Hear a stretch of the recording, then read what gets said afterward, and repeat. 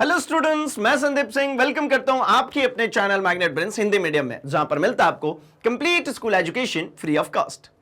तो जैसा कि हम मिला करते हैं हमारे फिजिक्स सब्जेक्ट के साथ, और इन दिनों हम डिस्कस कर रहे हैं हमारा चैप्टर ठोसों के यांत्रिक गुण की। मतलब हम लोग इस चैप्टर के अंदर देख रहे हैं कि किस प्रकार से एक ठोस, एक सॉलिड अपने मैकेनिकल प्रॉपर्टीज को शो करता है।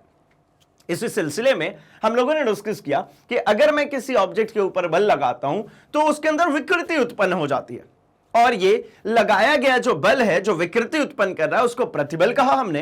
तो प्रतिबल और विकृति का जो अनुपात मिला मुझे, उसी को हमने कहा प्रत्यास्थता गुणांक। इस सिलसिले में हमारे पास में पहले आया हमारा जो था वो अनुदैर्ध्य विकृति और अनुदैर्ध्य प्रतिबल के बीच में रिलेशनशिप, जिसको हम लोगों ने यंग मॉड्यूलस कहा। फिर हमारे पास में आया रिलेशनशिप किसके लिए, तो दूसरा आया हमारे पास आयतन प्रत्यास्थता गुणांक। ठीक है, और इसी तरीके से हमारे पास में एक और आने वाला है जिसको हम कहते हैं दृढ़ता गुणांक। ये अल्टीमेटली सभी प्रत्यास्थता गुणांक है। तो इस सेशन में हम सिर्फ और सिर्फ डिस्कस करेंगे आयतन प्रत्यास्थता गुणांक की, और इसके प्रीवियस वन सेशन में हम लोगों ने डिस्कस कर लिया हमारे यंग मॉड्यूलस की, यंग प्रत्यास्थता गुणांक की। तो चलिए भाई इस सेशन को स्टार्ट करते हैं, क्योंकि ये सेशन इंपॉर्टेंट होने वाला है हमारे बोर्ड पॉइंट ऑफ व्यू, मतलब स्कूलिंग पॉइंट ऑफ व्यू से भी, एंड हमारे कॉम्पिटेटिव पॉइंट ऑफ व्यू से भी, जहां पर हम ऐसा कह सकते हैं कि अगर आप नीट एस्पिरेंट हो, सीयूईटी की तैयारी करें, या फिर आप जेईई एस्पिरेंट हैं, आपके लिए सेगमेंट बहुत इंपॉर्टेंट होने वाला है। शुरुआत कर लेते हैं इस सेशन की, एंड हम डिस्कस करते हैं सबसे पहले कि आयतन प्रत्यास्थता गुणांक के पहले आयतन में चेंजेस क्या आ रहा है। ठीक है, चलिए देखते हैं। तो होता यह है कि अगर मैंने एक लिमिट के अंदर, प्रत्यास्थता की सीमा के अंदर, ये जितने भी प्रत्यास्थता के काम होने हैं वो सब के सब होने हैं कहां पे भाई, तो जो हमारी इलास्टिक लिमिट है, प्रत्यास्थता की सीमा है, उसके अंदर। अब बारी आती है प्रत्यास्थता की सीमा क्या है। तो प्रत्यास्थता की सीमा यह है कि अगर मैंने किसी ऑब्जेक्ट, किसी ठोस के ऊपर मैंने बल लगाया और बल लगा करके उसमें विकृति उत्पन्न की, तो मेरे द्वारा की गई उत्पन्न विकृति एक सर्टेन लिमिट तक बल लगा करके हटा देने के बाद वापस अपने पुनर्वस्था में आ जाती है। लेकिन उस लिमिट के बाद वो परमानेंटली डिफॉर्म हो जाती है, यानी वो वापस अपनी पुनर्स्थिति में नहीं आ पाती। मतलब जैसे मैं ऐसा कहता हूं कि जैसे रबर बैंड ले लीजिए, बड़ा सिंपल समझने के लिए। रबर बैंड को मैंने खींचा, मैंने उसके ऊपर फोर्स लगाया, मैंने उसके ऊपर बल लगाया। अब जब मैं उसके ऊपर से, रबर बैंड के ऊपर से फोर्स हटाता हूं, तो वापस से रबर बैंड अपने ओरिजिनल मूल अवस्था में आ जाता है, ओरिजिनल स्थिति में आ जाता है। तो ये प्रॉपर्टी, ये फिनोमिना का होना, ये अल्टीमेटली क्या कहलाता है भाई, प्रत्यास्थता। लेकिन एक लिमिट के बाद अगर खींच देते हो तो टूट जाता है। तो वह अधिकतम मान जहां तक मैं बल लगा रहा था और वो अपने आप को रीगेन कर ले रहा था, वही प्रत्यास्थता की सीमा थी। उसके बियॉन्ड जाने पर क्या हो गया भाई, तो प्लास्टिक हो गया, हो सकता है वो ब्रेक भी हो गया। तो पॉइंट समझिए, प्रत्यास्थता की सीमा, प्रत्यास्थता की सीमा में अभिलंब प्रतिबल तथा आयतन विकृति के अनुपात को उस वस्तु के पदार्थ का आयतन प्रत्यास्थता गुणांक कहते हैं। ठीक है, इससे के से प्रदर्शित किया जाता है। कप्पा टाइप है ये, कंप्लीटली के नहीं है, अल्टीमेटली कहूं तो कप्पा है अल्टीमेटली। ठीक है, यह आयतन प्रत्यास्थता गुणांक कहलाता है। ये होता क्या भी, तो अभिलंब प्रतिबल बटा विकृति। देखिए ये प्रत्यास्थता गुणांक जो शब्द निकल के आ रहा है, ये तो आ ही रहा है हमारे हुक्स लॉ से। ये अगेन अगर मैं बात करता हूं तो ये कहां से चल करके आ रहा है भाई, ये हुक्स लॉ से चल करके आ रहा है। हुक के नियम के अनुसार, हुक ने हमारे लिए एक नियम दिया, हुक का नियम।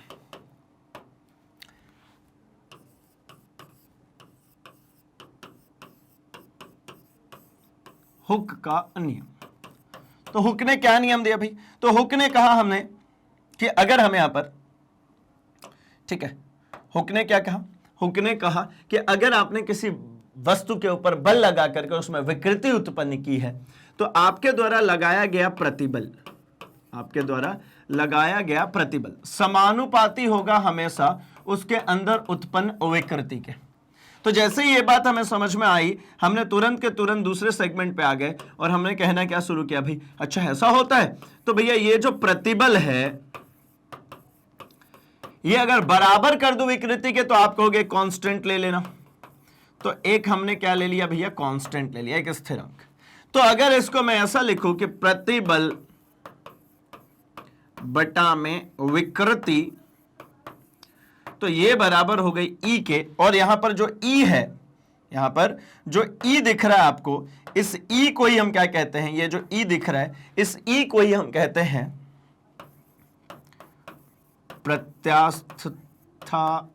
प्रत्यास्था गुणांक। इसी को कहते हैं हम प्रत्यास्था गुणांक, मॉड्यूलस ऑफ इलास्टिसिटी। इसका सीधा मतलब था कि आप जितना ज्यादा उसके ऊपर बल लगाएंगे उतना ज्यादा उसमें विकृति उत्पन्न होने वाली है। और इलास्टिक लिमिट की जब हम बात करते हैं तो हमें यह वाला स्टेटमेंट भी क्लियर है बहुत अच्छे से कि भैया ये यहां पर अगर ये स्ट्रेस है और ये स्ट्रेन है, ठीक है, ये विकृति है और यहां पर हमारा प्रतिबल है, ठीक है, विकृति और प्रतिबल। तो विकृति और प्रतिबल में हमें ये एक स्टेटमेंट पता है कि भैया ये यहां से O से चल करके इस पॉइंट तक में जब हम बल लगाते हैं तो पहले तो ये स्ट्रेट लाइन होती है यहां तक, एक दोबारा बनाता हूं मैं इसको, ये बिल्कुल स्ट्रेट चेंज होता है फिर थोड़ा सा कर्व हो जाता है ना। ये ऐसा हम लोगों ने स्ट्रेस स्ट्रेन कर्व में भी देखा। तो हम क्या समझते हैं कि अगर यहां तक ये बी तक, बी ही क्या है भैया, ये प्रत्यास्था की सीमा है, मतलब यहां तक अगर आपने उसके ऊपर स्ट्रेस लगाया तो ये वापस अपने आप को रीगेन करके अपने मूल अवस्था में आ जाएगी, लेकिन इसके बाद अपने मूल अवस्था में नहीं आ पाती है। तो बी से पहले तक अपने मूल अवस्था में आएगी, मतलब ये प्रत्यास्था की सीमा है। इसके बाद ये क्या हो जाता है, ये प्लास्टिक हो जाता है, और इसके पहले अगर बात करेंगे तो ये इलास्टिक है, मतलब ये कैसा है, प्रत्यास्थ है, इलास्टिक है। तो यहां पर हुक ने हमें समझाया कि प्रतिबल और विकृति का जो रेशियो होगा उसी को हम कहेंगे क्या, प्रत्यास्था गुणांक ई। तो मैंने कहा कि अच्छा ऐसी बात है, तो ये अब प्रतिबल जो है, ये जो प्रतिबल है इसको मैं कहता हूं नॉर्मल स्ट्रेस। क्या कह लूं मैं, नॉर्मल स्ट्रेस अपॉन में हम रखते हैं इसमें वॉल्यूमेट्रिक स्ट्रेन। मतलब नॉर्मल स्ट्रेस का मतलब क्या हो गया भाई, तो ये अभिलंबवत है ना, अभिलंबवत जो आपका लग रहा है प्रतिबल है ना, क्या हो गया, अभिलंबवत प्रतिबल। तो अभिलंब प्रतिबल, अभिलंब प्रतिबल बटा में वॉल्यूम मतलब क्या भाई, तो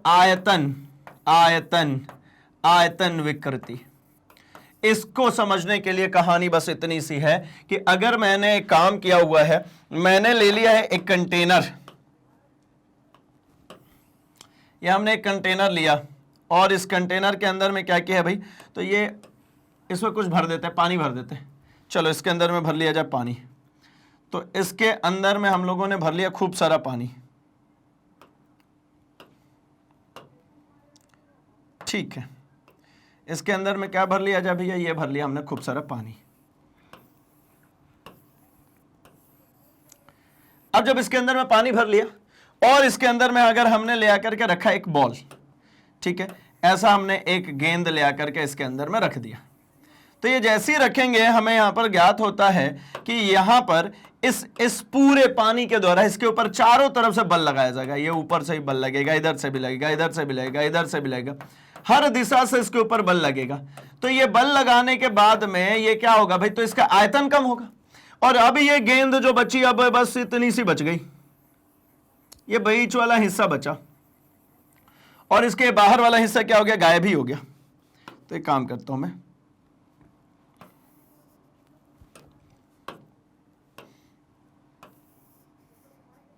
ये देखिए ये वाला हिस्सा अंदर वाला बचा और इसके अलावे जितने बाहर साइड में दिख रहे हैं ये सब क्या हो गए, गायब हो गए।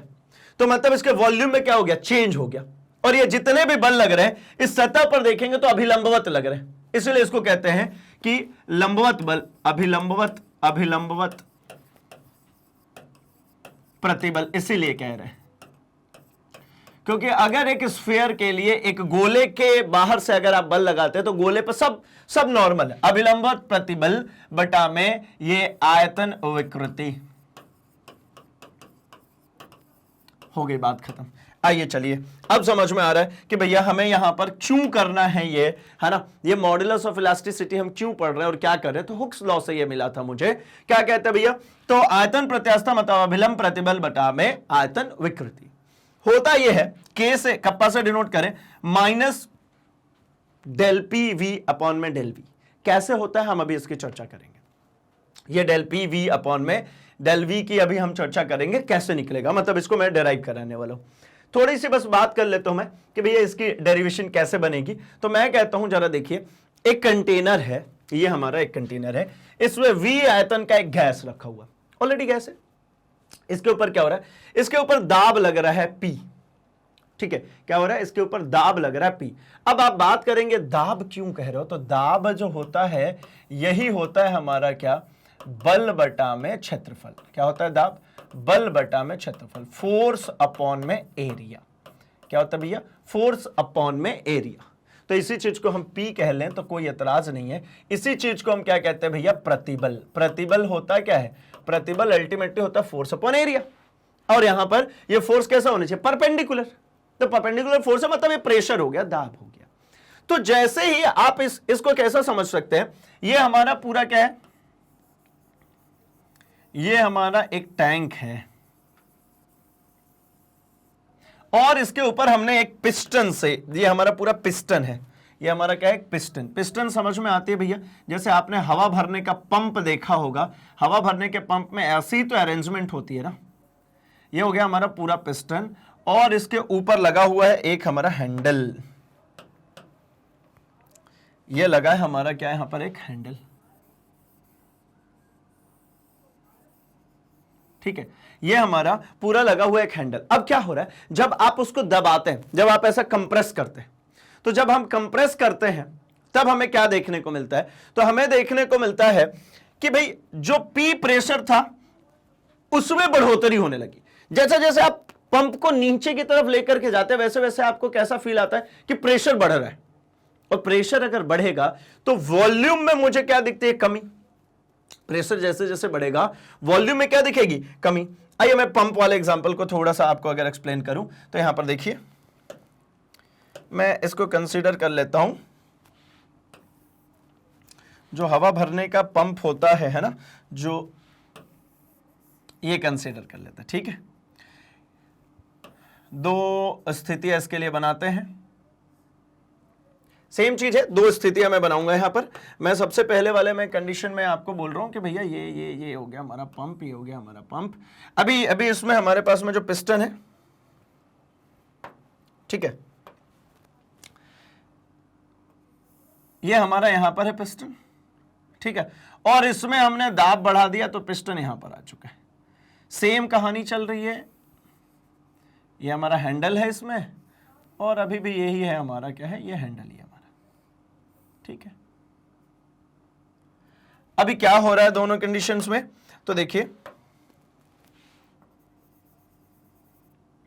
यहां पे पहली वाली कंडीशन की अगर अपन चर्चा करें, अगर पहली कंडीशन की चर्चा करता हूं तो यहां पर देखिए, यहां पर मैंने इसके ऊपर यहां से हैंडल के जरिए, यहां पर भी हैंडल ही है, इस हैंडल के जरिए मैंने पी प्रेशर नीचे की तरफ लगाया, तब इसका जो वॉल्यूम था वो वी था, प्रेशर पी था, वॉल्यूम वी था। यहां पर जो गैसेस होंगी, यहां पे जो गैसेस होंगी, इसका वॉल्यूम कितना है, तो इसका वॉल्यूम है वी।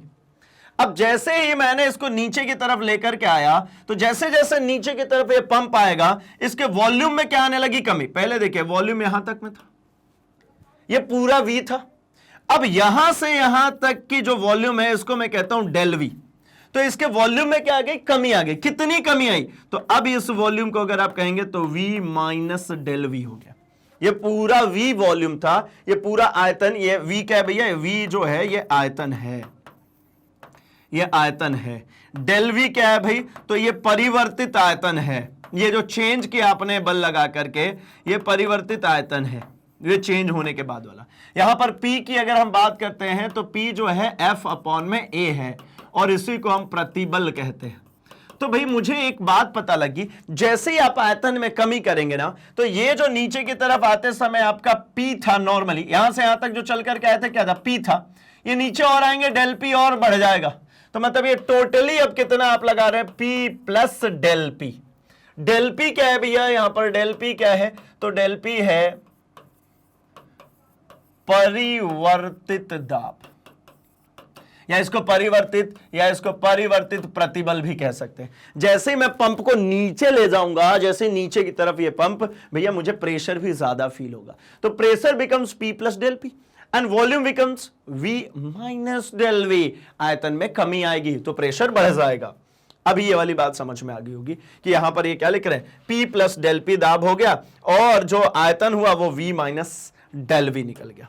V माइनस क्या निकल गया, डेल V निकल गया। तो अब मेरे को यहां पर लिखना है K की बात कर रहे थे, है ना। तो ये देखिए मैं कहता हूं यहां पर कि भाई हमारा आयतन प्रत्यास्था गुणांक, बल्क मॉड्यूलस आयतन प्रत्यास्था गुणांक बराबर होता है हमारा अभिलंब प्रतिबल बटा में आयतन विकृति। अब अभिलंब प्रतिबल, ये बल्क मॉड्यूलस को हम K से डिनोट करते हैं भाई, ऐसा इज इक्वल्स टू अभिलंब प्रतिबल, मतलब आप क्या लिखेंगे F अपॉन में A, और आयतन विकृति, आयतन विकृति का मतलब इसके आयतन में परिवर्तन हुआ है, आयतन में क्या चेंज हुआ है जरा देखते हैं। तो मैं कहता हूं देखिए आयतन में विकृति, ठीक है। आयतन में अगर विकृति की बात करें, अलग अलग से निकाल लेते हैं। आयतन में से विकृति की अगर आप बात करते हैं तो आयतन में कितने की विकृति हुई, तो कहते हैं मूल आयतन, सॉरी परिवर्तित आयतन बटा मूल आयतन,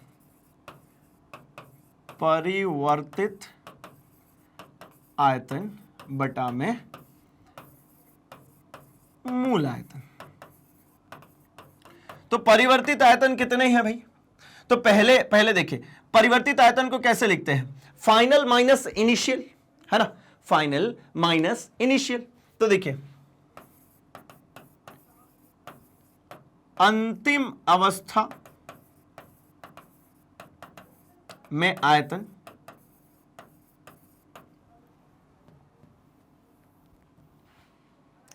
अंतिम अवस्था में आयतन माइनस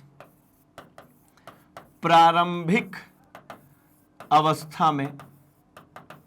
ये बहुत बहुत ज्यादा ही इजी है लेकिन बड़ा ट्रिकी है ना, थोड़ा सा आराम से समझना होता है, नहीं तो एग्जाम में कंफ्यूजन क्रिएट कर देता है। अपॉन में मूल आयतन, मतलब जो प्रारंभिक, मूल मतलब वही प्रारंभिक आयतन,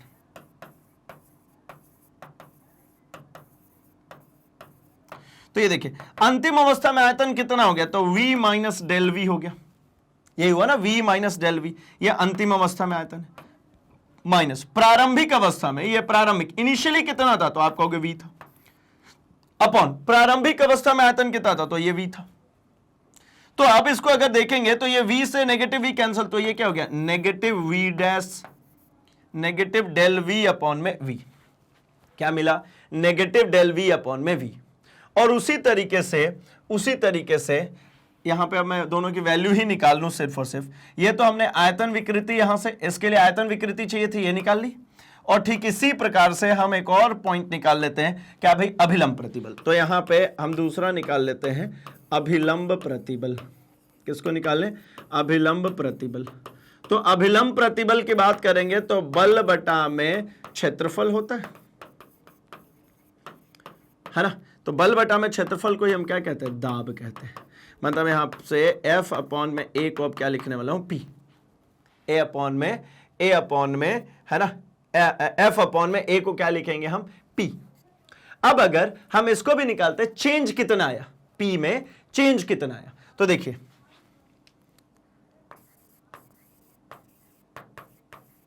प्रतिबल में परिवर्तन, भाई जो परिवर्तन होता है फोर्स में वही तो आपको चेंजेस कॉज करके देता है ना। तो ये कितना लिखेंगे, अंतिम प्रतिबल माइनस प्रारंभिक, अंतिम प्रतिबल माइनस प्रारंभिक प्रतिबल, और ये है कितना, अंतिम और प्रारंभिक। तो अंतिम प्रतिबल माइनस प्रारंभिक प्रतिबल अगर आपको ज्ञात करनी है तो भैया ये देखिए बड़ा ही आसान सा है काम। यहां पर अंतिम प्रतिबल, तो अंतिम प्रतिबल में आप कहेंगे P प्लस डेल P, ये है ना अंतिम प्रतिबल कितना है, P प्लस डेल P, और शुरू में कितना था, मात्र P, तो माइनस कर दीजिए माइनस P, तो कितना बच गया, डेल P। मतलब मुझे अभिलंब प्रतिबल कितना मिल गया, तो ये मिल गया मुझे डेल P, और आयतन विकृति कितनी मिल गई, तो आयतन विकृति मिल गई माइनस डेल V अपॉन में V, कितना, माइनस डेल V अपॉन में V। तो अब हो गई ना कहानी यहीं कहीं, देखिए इस फॉर्म में उठा करके सब कुछ रख दें, तो यहां पे अगर जैसे ही आप इनकी वैल्यू रखेंगे, अभिलंब प्रतिबल, तो अभिलंब प्रतिबल मतलब डेल P, अभिलंब प्रतिबल मतलब डेल P अपॉन में आयतन विकृति मतलब del minus of del V upon में V। अगर इसको करेंगे सॉल्व तो ये ऊपर चला जाएगा हमारा कौन, V, और ये माइनस बीच में लिख लूं तो डेल P, ये V नीचे था तो ये कहां जाएगा, V अपॉन में del V, minus del P V upon में डेल V। ये होता है हमारे किसका मान, ये हमारे bulk modulus, minus del P V upon में डेल V, ये हमारा बल्क मॉड्यूलस, मतलब दाब में परिवर्तन बटा में आयतन में परिवर्तन इनटू इनटू इनटू प्रारंभिक आयतन। ठीक है, इसको ऐसा भी लिख सकते हैं, क्या लिख सकते हैं भाई, ये यहीं पे लिख देते हैं, है ना, कि जो वैल्यू मेरे को निकल करके आई है,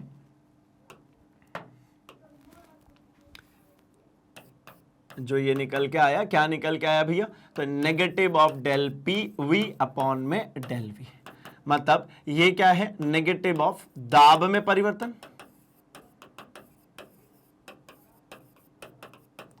बटा में आयतन में परिवर्तन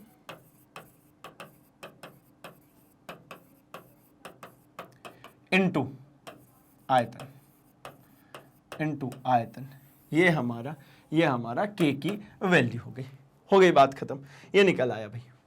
ठीक, चलिए, तो अब चाहे तो भैया इसका स्क्रीनशॉट रख सकता है, क्योंकि यहां पर हम लोगों ने K को इंट्रोड्यूस कर दिया। ये कब की कहानी है, जब मैंने क्या किया भैया, प्रेशर बढ़ाया तो इसका वॉल्यूम क्या हो गया, कम हो गया। जब मैंने क्या किया, प्रेशर बढ़ाया तो इसका वॉल्यूम क्या हो गया, कम हो गया। जब वॉल्यूम कम हुआ तो इसको कैसे इंट्रोड्यूस करते भैया, ये कैसे लिखेंगे, minus of del P upon में डेल V इंटू V। अब जरा हम बात करते हैं इसकी यूनिट्स की। तो भैया जब हमने बात कर ही ली है कि ये होता क्या है भाई, तो ये अभिलंब प्रतिबल बटा में आयतन विकृति,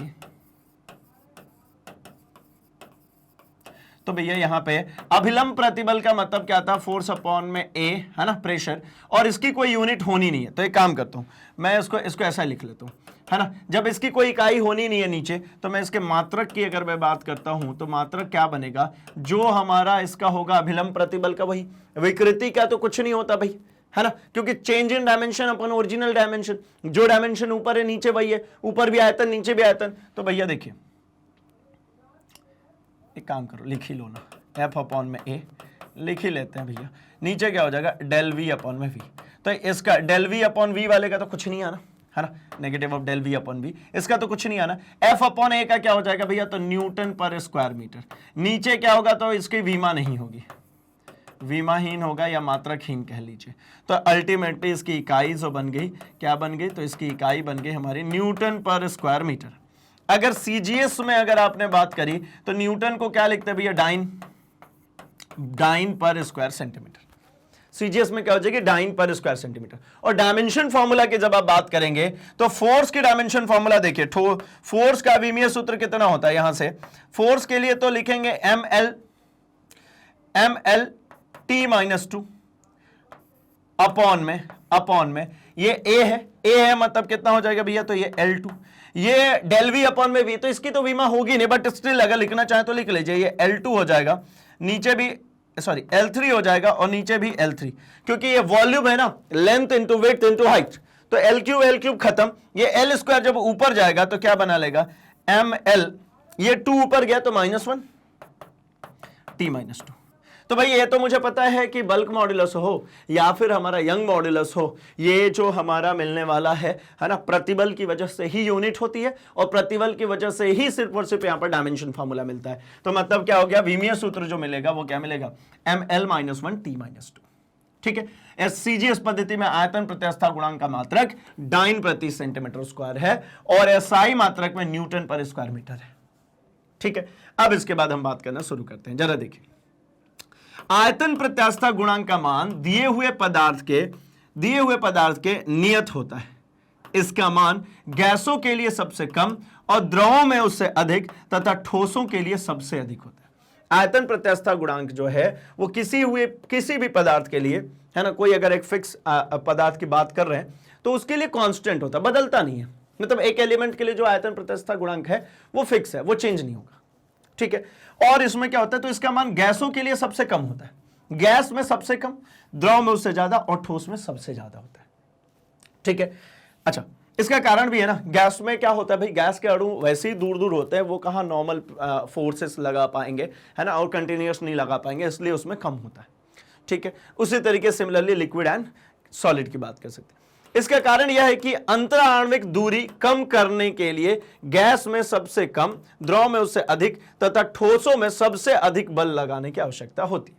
कारण समझ में आ गया कि भाई जो अंतराण्विक दूरी जो है, गैस में बहुत कम फोर्स लगाएंगे तो उनकी अंतराण्विक दूरी क्या हो जाएगी, कम हो जाएगी। अंतराण्विक दूरी का मतलब तो आपको समझ में आ ही रहा होगा कि भैया यहां पर पूरा क्रिस्टल स्ट्रक्चर जो उसका एटॉमिक स्ट्रक्चर है उसकी बात चल रही है। दो अणुओं के बीच की जो गैप होती है, बॉन्ड लेंथ जो होता है, उसी को आप फोर्स लगा करके कम या ज्यादा कर रहे होते हैं और कुछ नहीं कर रहे होते, है ना। जो विकृति आप उत्पन्न कर पा रहे हैं, दो अंतराण्विक जो बल लग रहा है, दो आणविक बल जो लग रही है, उनके बीच की जो बॉन्ड लेंथ है उसी को आप मैनेज कर रहे हैं। तो गैसेस में उनको मैनेज करना आसान होता है, इजीली मैनेज कर सकते, दूर दूर है ना। लिक्विड में थोड़े से पास आ जाते, उसमें थोड़ा सा टफ होता है, और सॉलिड में तो बहुत ज्यादा पास होता है, उनको मैनेज करना थोड़ा और टफ काम हो जाता है, ठीक है। तो इसलिए क्या हो रहा है भाई कि सबसे अधिक किस में लग रही है, ठोस में, उसके बाद द्रव में, और सबसे कम किस में, गैस में, ठीक है। चलिए अब कुछ इंपॉर्टेंट टर्म्स लिक्विड के टर्म्स में। एक्चुअली क्या होता है, जैसे ही हम है ना बल्क मॉड्यूलस की बात करते हैं तो जनरली हम बात कर रहे होते हैं किसकी, जो मैंने यहां पर एग्जांपल आपके लिए लिया था कि लिक्विड के अंदर इसको डुबाएंगे।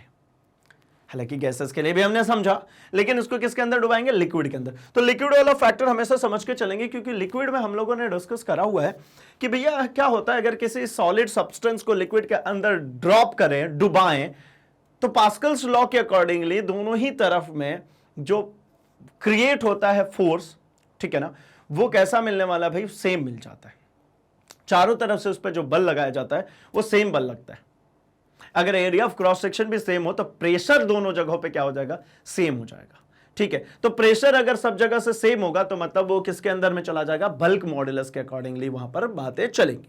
क्या कहते हैं जरा देखिए, ये लिक्विड के लिए सिर्फ और सिर्फ बात करें, जलीय प्रतिबल और संगत आयतन विकृति के अनुपात को आयतन प्रत्यास्थता गुणांक कहते हैं, जब जल के अंदर की बात कर रहे हैं, ठीक है। गैसों के लिए दो आयतन प्रत्यास्थता गुणांक होते हैं, गैस में दो आयतन प्रत्यास्थता गुणांक, एक समतापीय प्रत्यास्थता गुणांक और एक रुद्धोष्म प्रत्यास्थता गुणांक। समतापीय का मतलब क्या होता है भैया, जहां पर टेम्परेचर इक्वल होने तक के लिए चीजें चलती हैं। और रुद्धोष्म का मतलब क्या होता है, रुद्ध प्लस ऊष्मा है, ये रुद्धोष्म है ना, रुद्ध प्लस ऊष्मा, ये इसका मतलब ही क्या भैया, रुद्ध प्लस ऊष्मा। अब रुद्ध प्लस ऊष्मा की अगर कोई बात कर रहा है, इसका मतलब ऊष्मा को रुद्ध कर दे, जो ऊष्मा को रोक दे। तो मतलब जब ऊष्मा का कोई भी ट्रांसफर नहीं हो रहा हो तब के लिए प्रत्यास्थता गुणांक। इस टॉपिक को मैं स्टार मार्क करता हूं, क्योंकि ये जो टॉपिक है ये अल्टीमेटली हम लोग यहां पर डिस्कस कर रहे हैं सिर्फ और सिर्फ इसके पॉइंट्स के लिए, लेकिन ये पूरा का पूरा टॉपिक जो है वो हमें फिर से पढ़ने को मिलेगा थर्मोडायनेमिक्स में, तब थोड़ा बेहतर समझ में आएगा। क्योंकि यहां पर ये दोनों वर्ड अपने आप में काफी हैं कहने के लिए, समतापी और रुद्धोष्म। ये दो वर्ड जब एलैबोरेट हो जाएंगे तभी आपको इजीली समझ में आ जाएगा। तो अभी के लिए जस्ट कि इसको स्किप करते हूं, है ना। क्यों स्किप करें, वैसे इस चैप्टर का है भी नहीं, है ना। एक्स्ट्रा नोट्स के लिए मैं यहां पर आपको दे रहा हूं ताकि आपके दिमाग में अभी से ये बातें बैठ जाए, ठीक। लेकिन हम वहां पर चल करके पढ़ेंगे। तो अगला पॉइंट और आते हैं, चलिए समझते हैं। अगला पॉइंट कह रहे हैं कि जब दाब के साथ किसी गैस के आयतन में समतापी परिवर्तन होता है, क्या इसके साथ भाई, दाब के साथ किसी गैस के आयतन में समतापी परिवर्तन होता है, तो इस स्थिति में गैस की प्रत्यास्थता को समतापी प्रत्यास्थता गुणांक कहते हैं। नो डाउट मैंने आपको बोला कि हमें वहां पर और मिलेगा, बट स्टिल अभी इसको समझते हैं, है ना। ऐसा भी नहीं बिल्कुल छोड़ ही रहा है ना, इसको समझेंगे हमारे यहां के पॉइंट ऑफ व्यू से। तो क्या समझ में आ रहा है, समतापी मतलब टेम्परेचर चेंज, है ना, टेम्परेचर जो है बराबर बनी हुई है।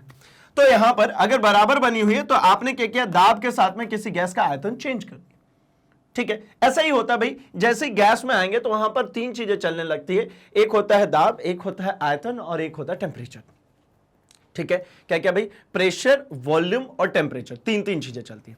तो प्रेशर और वॉल्यूम के रिस्पेक्ट में यहां पर टेम्परेचर अगर कांस्टेंट रखे जाए तो प्रेशर जो होता है वो सीधे सीधे वॉल्यूम में चेंजेस करता है, और जो वॉल्यूम में चेंज करेगा उसको हम कहते हैं क्या, गैसों का प्रत्यास्था, समतापी प्रत्यास्था गुणांक कहलाती है। ई थीटा से इसको प्रेजेंट करते हैं।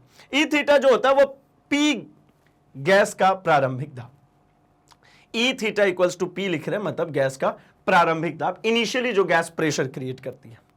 अगला अगर कहते हैं हम इसी तरीके से कि जब दाब के साथ किसी गैस के आयतन में रुद्धोष्म परिवर्तन होता है तो इस स्थिति में गैस की प्रत्यास्था को रुद्धोष्म प्रत्यास्था कहते हैं, ई फाई से इसको डिनोट करते हैं।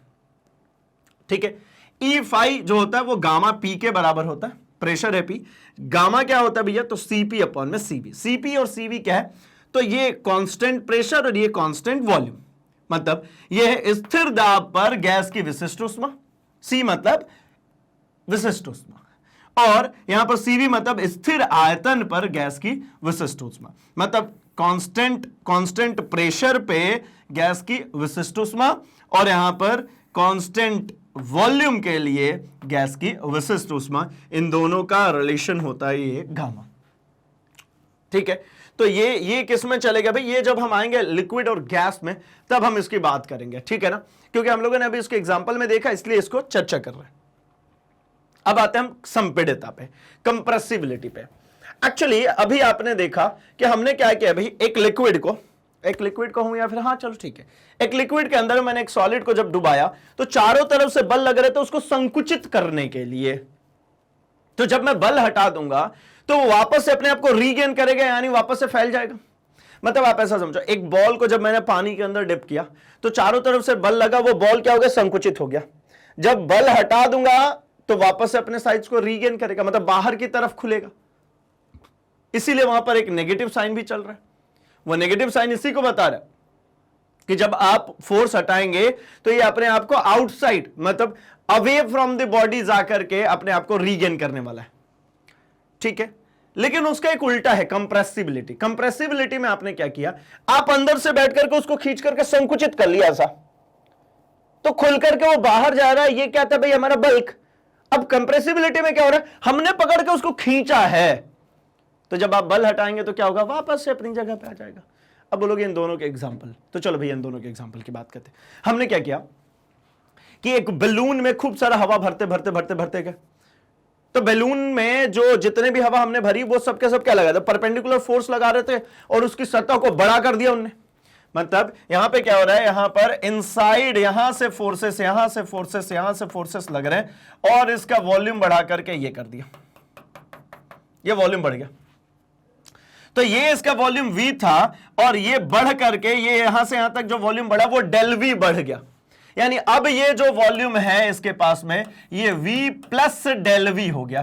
कितना हो गया भाई, ये V प्लस डेल V हो गया, ये वॉल्यूम अब बढ़ गया। लेकिन एक गेम बदल गया। क्या बदला भाई, तो जब आप शुरुआत में जब ये छोटा सा था तब आप कह रहे हैं कि भैया इसके पास में जो प्रेशर था, है ना, ये जो प्रेशर था वो P था।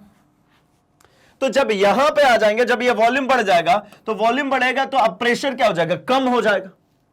भाई यहां तक आने में डेल पी प्रेशर क्या हो गया, कम। भाई वॉल्यूम बड़ा है, बढ़ेगा, है ना, बड़ा आयतन होगा तो गैसेस दूर दूर चली जाएंगी ना, तो प्रेशर तो कम हो गया कि प्रेशर बढ़ेगा। तो मैं कहता हूं भैया प्रेशर कम हो जाए, प्रेशर कम हो गया, मतलब यहां पर P माइनस डेल पी हो गया। क्या हो गया, P माइनस डेल पी।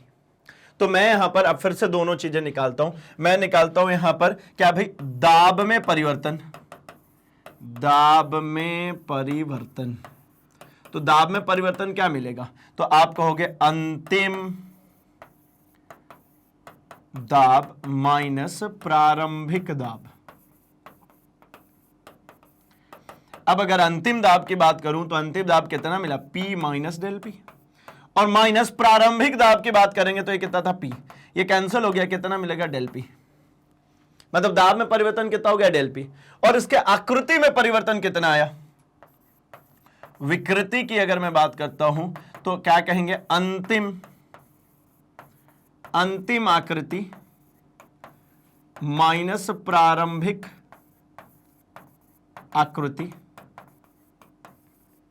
अंतिम आकृति माइनस प्रारंभिक आकृति अपॉन प्रारंभिक आकृति, अपॉन प्रारंभिक आकृति।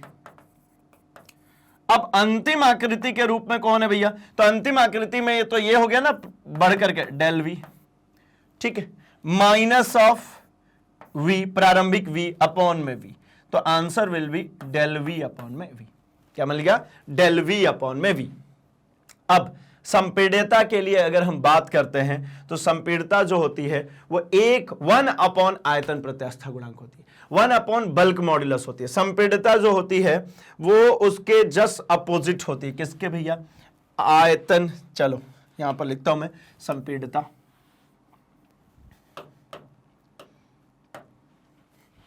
किसकी बात करें हम? कंप्रेसिबिलिटी, संपीड्यता।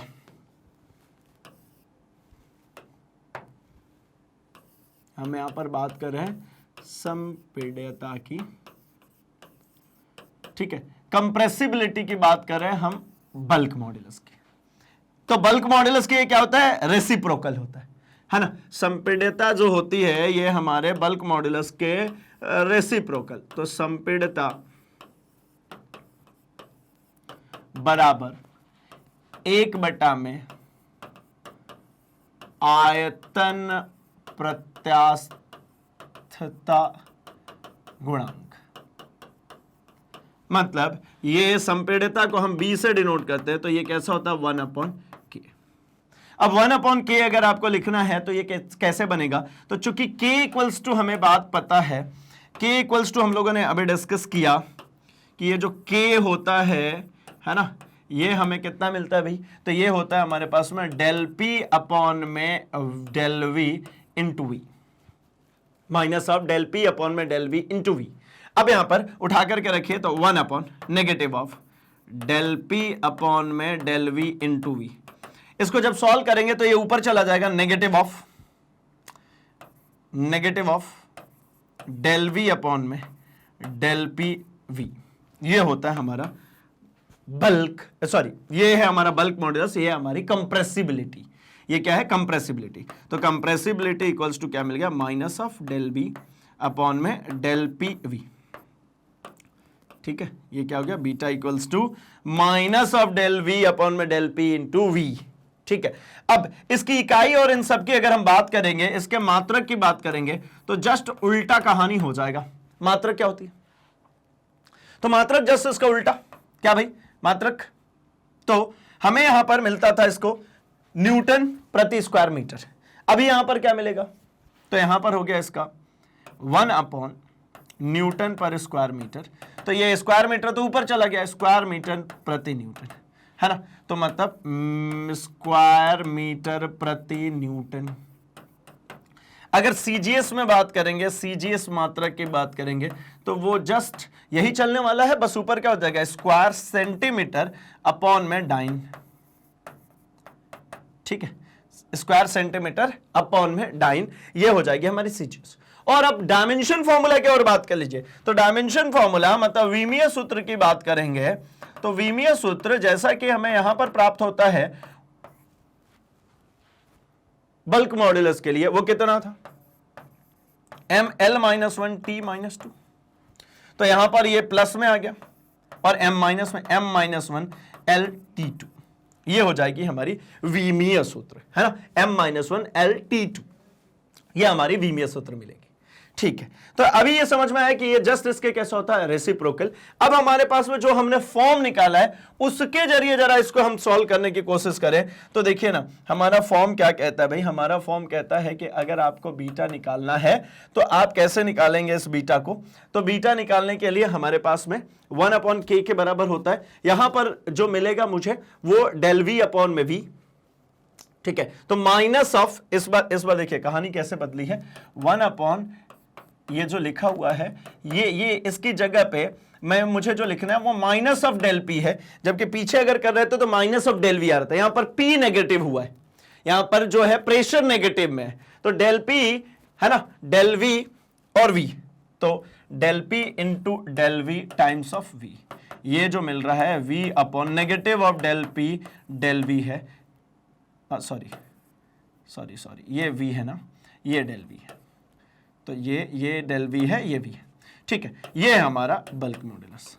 ध्यान रखेंगे ये नेगेटिव फिर से क्या बता रहा है कि भैया ये अपोजिट डायरेक्शन में है ना। जैसे ही आप नेगेटिव साइन क्या बता रहा है कि जैसे ही आप, है ना, कंप्रेसिबिलिटी की जब आप बात करते हैं तो ये क्या कर रहा है भाई, तो ये नेगेटिव डायरेक्शन में प्रेशर, यानी प्रेशर जो है वो कम हो जा रहा है, फाइनल स्थिति में आकर के प्रेशर कम हो जा रहा है। तो भाई इसीलिए कहते हैं कि यही किसी भी पदार्थ की संपीड़ितता के लिए सूत्र है, del V upon del P into V. मतलब किसी पदार्थ के आयतन प्रत्यास्थता गुणांक कप्पा, जो कि हमारा बल्क मॉड्यूलस था, के व्युत्क्रम को उस पदार्थ की संपीड़ितता कहते हैं, इसको बीटा से डिनोट करते हैं, सूत्र के रूप में हमें यहां पर दिख गया 1/। ये बात समझ में आई, ये एक्सपांड होने की वजह से, ठीक है।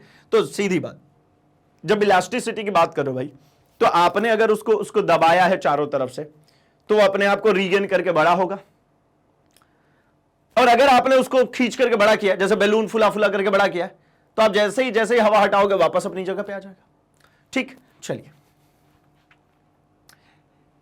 इसको कैसे समझेंगे, तो देखिए कहते हैं एकांक दाब परिवर्तन के कारण किसी वस्तु के एकांक आयतन में होने वाले परिवर्तन के आंकिक मान को उस पदार्थ की संपीड़ितता कहते हैं। ये जो मुझे मिलेगा ये कैसा मिलेगा भाई, तो ये है नेगेटिव ऑफ v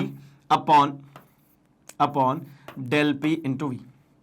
अगर कहीं पे एकांक दाब में परिवर्तन, है ना, और एकांक आयतन में होने वाले परिवर्तन के आंकिक मान को ही उस पदार्थ की संपीड़ितता कहते हैं। अगर इन दोनों का मान 1 यूनिट है, तो अगर डेल पी एंड वी जो है ये 1 यूनिट हो गई, ठीक है, तो भैया हमारे पास में जो बीटा मिलेगा वो नेगेटिव ऑफ डेल वी के बराबर मिलेगा। इसी को इसका डेफिनेशन कहते हैं कि एकांक दाब में परिवर्तन के कारण किसी वस्तु के एकांक आयतन में होने वाले परिवर्तन, मतलब आयतन कितना एक हो उसमें, तो इसके आंकिक मान को वस्तु के पदार्थ की संपीड़ितता कहते हैं। यानी वॉल्यूम में जो चेंज आ रहा है उसी को हम उसकी संपीड़ितता कहते हैं। सीजीएस मात्रक प्रति डाइन स्क्वायर सेंटीमीटर और एसआई प्रति न्यूटन स्क्वायर मीटर है। विमीय सूत्र -mLT पॉजिटिव ऑफ 2, ये इधर किया -mLT पॉजिटिव का आ गया, ठीक है। चलिए तो ये क्लियर हो गया भैया, ये क्या हो गया हमारा, ये हो गया हमारा बल्क मॉड्यूलस, है ना। और बल्क मॉड्यूलस के अंदर हम लोगों ने डिस्कस कर लिया किसको, कंप्रेसिबिलिटी को, है ना। बल्क मॉड्यूलस भी हो गया और कंप्रेसिबिलिटी भी होगी। बल्क मॉड्यूलस और कंप्रेसिबिलिटी एक दूसरे कैसे होते हैं, रेसिप्रोकल होते हैं। अगर आपके पास बल्क मॉड्यूलस है तो कंप्रेसिबिलिटी उसका रेसिप्रोकल निकाल दीजिए, और कंप्रेसिबिलिटी है तो बल्क मॉड्यूलस भी उसके रेसिप्रोकल से निकल जाएगा, ठीक है। आसान गेम होते हैं। चलिए तो जरा एक काम कर लिया जाए, क्या कर ले भाई, तो एक सवाल लेते हैं और इस सवाल के जरिए हम समझने की कोशिश करते हैं जो भी ये कहानी कह रहे हैं हमसे। कहते हैं कि निम्न आंकड़ों से जल के आयतन प्रत्यास्थता गुणांक की गणना कीजिए। जल के आयतन प्रत्यास्थता गुणांक की हमें क्या करनी है, गणना करनी है। वायुमंडलीय दाब यहां पर गिवन है, अंतिम आयतन गिवन है और प्रारंभिक आयतन हमारे पास में गिवन है। मतलब अगर हमने यहां पर आयतन प्रत्यास्थता गुणांक की बात करी है, ठीक है, तो आयतन प्रत्यास्थता गुणांक मतलब हम किसकी बात करना चाह रहे हैं, कप्पा की। यानी ये कितना होता है, तो ये होता है negative of del P upon में डेल वी इंटू वी। अब मेरे को इन सभी की वैल्यू निकालनी है, डेल पी, वी और डेल वी। क्या क्या गिवन है जरा उसके जरिए हम चलते हैं। तो सबसे पहले हमारे पास में गिवन है यहां पर प्रारंभिक आयतन 100 लीटर और दाब में वृद्धि जो है वो भी 100, वायुमंडलीय दाब, अच्छा ठीक है, हाँ दाब में वृद्धि, ठीक है। अंतिम आयतन, हाँ ठीक है। तो देखिए प्रारंभिक आयतन मुझे लगेगा यहां पर, एक काम करता हूं, प्रारंभिक आयतन मेरे पास में गिवन है, ठीक है, लीटर में। तो इसको क्यूबिक मीटर में कन्वर्ट करने के लिए क्या करना पड़ेगा, तो 10⁻³ है ना, ये हो गया हमारा मीटर क्यूब, ठीक है। क्या कर दूं, 10⁻³ से अगर मैंने गुणा कर दिया तो ये हमारा बन जाएगा, जस्ट अ मिनट, -3 क्यों करेंगे भैया, क्यूबिक बनाना है ना, 10⁻3, ठीक है। अब क्या हो गया, इसी तरीके से प्रारंभिक हो गया। अब मैं कहता हूं अंतिम आयतन। अंतिम आयतन के लिए इन्होंने कहा है कि ये आपको रखना है 100.5 इंटू 10⁻³ क्यूबिक मीटर। तो एक पॉइंट समझिए ना, मेरे को अंतिम आयतन तो कहीं चाहिए नहीं, मेरे को सीधे सीधे क्या चाहिए, डेल वी। डेल वी मतलब क्या कहता हूं मैं, ये होता है अंतिम आयतन माइनस माइनस प्रारंभिक आयतन, ये अंतिम आयतन माइनस प्रारंभिक आयतन। तो यहां पर अंतिम आयतन जो है ये है 100.5 इंटू 10⁻³ माइनस प्रारंभिक जो है वो है 100 इंटू 10⁻³। अगर इसमें से इसको माइनस कर दें, कॉमन लेके माइनस कर लेते हैं, है ना। 100 में से ये गया कितना होगा, 0.5 इंटू 10⁻³, है ना, मीटर क्यूब। ये हो गया हमारा डेल वी। अब बारी किसकी है भाई, तो अब बारी है डेल पी की। तो दाब में वृद्धि, ठीक है, और यहां पर हमारे पास में वायुमंडलीय दाब दिया गया है। तो डेल पी की बात करता हूं मैं, डेल पी हो जाएगा 100 वायुमंडलीय दाब, 100 वायुमंडलीय दाब। ये क्या है, 100 वायुमंडलीय दाब। तो वायुमंडलीय दाब, अब वायुमंडलीय दाब को मल्टीप्लाई करेंगे तब जाकर के ये बन पाएगा ना, इसकी इकाई क्या, पास्कल। तो मैं कहता हूं 100 इंटू एक वायुमंडलीय दाब यहां पर गिवन है, एक वायुमंडलीय दाब। देखिए दाब की यूनिट तो पास्कल होती है, वायुमंडलीय दाब तो होती नहीं। वायुमंडलीय दाब की वैल्यू गिवन है 1.013 इंटू 10⁵ पास्कल।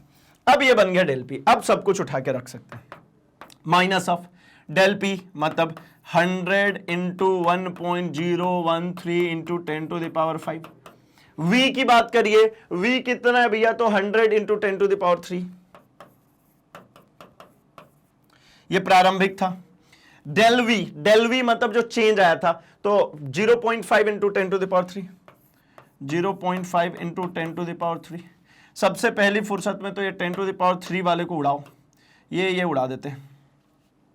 अब ये 0.5 बचा है, 0.5 को अगर मैं उड़ाना चाहूं तो इसके बदले में ऊपर में एक 10 लिख सकता हूं। अब 5 से अगर मैं कुछ कैंसिल करना चाहता हूं तो क्या कैंसिल कर दूं, 5 से कुछ कैंसिल करके कर ही क्या लेंगे। तो एक काम करते हैं ना, इस 5 से इसी को काट करके 2 लिख देता हूं, खत्म। अब देखिए जरा, 2 से इसको गुणा कर दीजिए, ये 1.013 को 2 से गुणा कर दीजिए, तो वो हो जाएगा 13 दूनी 26, मतलब 2.026, ये 2.026, ठीक है, इनटू। अब 10 की पावर को जरा जरा जरा इनको है ना कंपनसेट कर लेते हैं, माइनस भी लगा देता हूं। 10 की पावर 5, 2 जीरो यहां पर है, 2 जीरो यहां पर है, तो 2 और 2 कितना होगा, 4। तो ये कितना हो जाएगा, 10 की पावर 9। मेरे हिसाब से आंसर, मेरे हिसाब से ये आंसर। और इसकी यूनिट क्या होगी, तो इसकी यूनिट होती है भैया न्यूटन, न्यूटन प्रति मीटर स्क्वायर। क्या होगी, न्यूटन प्रति मीटर स्क्वायर। ठीक है, बड़ा ही आसान सा काम था। मेन कहानी क्या थी, ये कैलकुलेशन की, है ना, और इसमें बहुत सारा कुछ नहीं था, बड़ा ही आसान सा कैलकुलेशन था भाई, इजीली बन जाते हैं। बहुत ज्यादा टिपिकल कहानी नहीं होती कि कुछ अलग से निकाल रहे, ले जा रहे, रख रहे, नहीं, बड़ी आसानी से निकल जाता है। हमारे पास में प्रारंभिक आयतन गिवन था, प्रारंभिक आयतन हमने रखा, अंतिम आयतन गिवन था, ये भी रखा। डेल वी चाहिए था तो डेल वी इसमें से इसको माइनस करके निकाल लिया। ये मल्टीप्लाइड बाय 10⁻³ बदल करके हम क्या कर रहे हैं भाई, तो उसको आयतन में कन्वर्ट कर रहे हैं, किसमें, तो क्यूबिक मीटर में ले जा रहे हैं, क्योंकि हमारे पास में जो गिवन है वो लीटर, तो लीटर का जो वॉल्यूमेट्रिक कंपैरिजन होता है वो 10⁻³ से मल्टीप्लाई कर देंगे तो हमारा मिल जाता है। ठीक है, इसके बाद में हमने डेल पी को भी कैलकुलेट किया, तो डेल पी वायुमंडलीय दाब दिया था, लेकिन हमें पता है कि भैया पास्कल होती है हमारी प्रेशर की यूनिट, तो उसको पास्कल में वायुमंडलीय दाब को जैसे मल्टीप्लाई किया, मिल गया। सब कुछ उठा करके इस फॉर्मूले में रखा, कैलकुलेट किया, आंसर मिला। ठीक है, चलिए तो क्या करें भाई, इस कहानी को यहीं कर लेते हैं हम जरा समाप्त, है ना, इस कहानी को यहीं रोकते हैं। अगले सेशन में हम और भी चीजें डिस्कस करेंगे, है ना, जो कि हमारे मॉड्यूलस ऑफ रिजिडिटी है, दृढ़ता गुणांक जो है उसकी भी चर्चा करेंगे, बट इस सेशन को यहीं पर करते हैं स्टॉप। तो जैसा कि आपको पता है कि मैग्नेट ब्रेन्स हमेशा से कमिटेड है भाई एक हाई क्वालिटी एजुकेशन प्रोवाइड करने के लिए, एंड ये सारे ही कोर्स कंटेंट हम लेकर के आते हैं फ्री ऑफ कॉस्ट। मतलब आप किसी भी बोर्ड से हो, चाहे स्टेट बोर्ड से हो या फिर आप सेंट्रल बोर्ड से हो, दोनों ही बोर्ड्स के लिए एनसीईआरटी फॉलो होती है, एंड ये पूरे कोर्स कंटेंट एनसीईआरटी बेस्ड है। साथ ही साथ अगर आप कोई competitive examination like IIT, JEE, NEET, CUET की प्रिपरेशन कर रहे हैं तो भी ये पूरा कोर्स कंटेंट आपके लिए एप्लीकेबल है। साथ ही साथ और इंप्रोवाइजेशन और इंप्रूवमेंट के लिए मैग्नेट ब्रेन्स आपके लिए प्रोवाइड करते हैं बुक्स एंड ई बुक्स, जो कि एक्सक्लूसिवली मैग्नेट ब्रेन्स की ही टीम द्वारा डिजाइन की गई है, एंड अब वो हिंदी मीडियम में भी अवेलेबल है। तो फटाफट से जाइए, वीडियो के डिस्क्रिप्शन बॉक्स में लिंक को फॉलो कीजिए एंड चेकआउट कर सकते हैं अपने बुक्स एंड ई बुक्स को। साथ ही साथ आप जिस तरीके से हमसे कनेक्टेड है हमारे YouTube चैनल पे, इसी तरीके से आप हमसे जुड़ सकते हैं हमारे social media platform, that is Facebook, Instagram, Twitter, Telegram पर भी, जहां पर कोई आपके सजेशंस, कोई सुझाव हो वो हम तक पहुंचा सकते हैं। हमारी तरफ से कोई नई इंफॉर्मेशन, कोई नई अनाउंसमेंट आती है वो फटाफट आप तक पहुंच सकती है। तो जल्दी से इस वीडियो को लाइक कर दीजिए, चैनल को सब्सक्राइब एंड इसे अपने दोस्तों में शेयर करना बिल्कुल भी नहीं भूलेंगे, क्योंकि उन्हें भी तो बताना है कि मैग्नेट ब्रेन्स हिंदी लेकर के आते हैं क्वालिटी एजुकेशन, एक्सपीरियंस टीचर्स के साथ, वो भी फ्री ऑफ कॉस्ट। तो बने रहिए हमारे साथ, हम मिल रहे हैं अपने अगले सेशन में कुछ और धमाकेदार टॉपिक्स के साथ। तब तक अपना और अपने आसपास सबका बहुत सारा ख्याल रखें। Thanks for watching.